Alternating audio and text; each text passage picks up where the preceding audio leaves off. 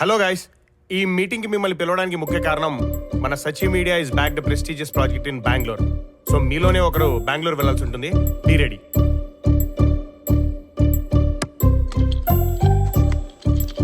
Okay bye guys. నాకు తెలియకుండా మన ఆఫీస్లో చాలా జరుగుతున్నాయని డౌట్ ఉందిరా. అవునా? అరే రే, ఇప్పుడు ఎలారా? ఈ అబ్బా, నీకు తెలిస్తే నువ్వేం చేస్తావు మా తెలీదా? మూసుకొని పని చూసుకో. అరే నేను ఇప్పుడు నార్మల్ బాలులో ఉన్నా, నన్ను మళ్ళీ బీబీసీ బాలు చేసావు అనుకో, నీకు మన టీం లీడ్కి ఏదో ఉందని అందరికీ చెప్పి పారేస్తా, తర్వాత నీ ఇష్టం. హే, యూ కూల్ డౌన్. అంత పని చేయకరా బాబు. ఓకే అది సరే గాని, ఇంతకీ శుచి ఏది? శుచియా? ఏమోరా, 2 రోజుల నుంచి పెద్దగా కనపడట్లా, కనిపించినా మాట్లాడట్లా.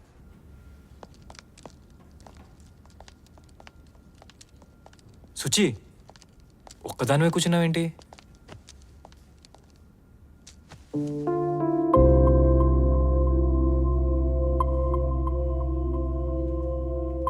సుచిత్ర, ఆ రోజు అసలు ఏం జరిగింది? బాస్ ఏమన్నారు? అద్భుతాలు కళ్ళ ముందే ఉంటాయి, కనిపెట్టడమే లేట్ అవుతుంది. నా అద్భుతానివి నువ్వే నిత్య. సుచిత్ర సార్. సుచిత్ర, సారీ, తనతో ఇలా చెప్పాలని నీతో ప్రాక్టీస్ చేశాను. Thanks for listening. ఎనీవేస్, నువ్వెందుకో వచ్చినట్టున్నావు? ఏంటి విషయం? ఏమైనా లీవ్ కావాలా? కమాన్, ఏం చెప్పాలనుకుంటున్నావు చెప్పు. నేను మిమ్మల్ని లవ్ చేస్తున్నాను. What? I love you sir.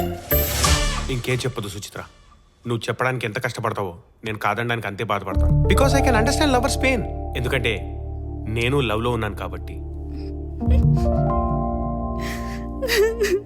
నువ్వేమనుకుని బాస్కి నా లవ్ విషయం చెప్పమన్నావో తెలియదు, కానీ బాస్ నో చెప్పడం, ఇంట్లో పెళ్లి సంబంధాలు చూడడం రెండు ఒకేసారి జరిగిపోయాయి. అటు ఇంట్లో నో చెప్పలేను, ఇటు బాస్తో ఎస్ చెప్పించుకోలేను. నువ్వేం టెన్షన్ పడకు శుచి. నీకు బాసు నువ్వు కలవడం ఎంత ఇంపార్టెంటో మాకు అంతే ఇంపార్టెంట్. మిమ్మల్ని ఇద్దరిని కలిపే బాధ్యత మాది. మీరు కలపడం గురించి మాట్లాడితే నాకు నిజంగా బాస్ నేను కలిసిపోయినంత సంతోషంగా ఉంది.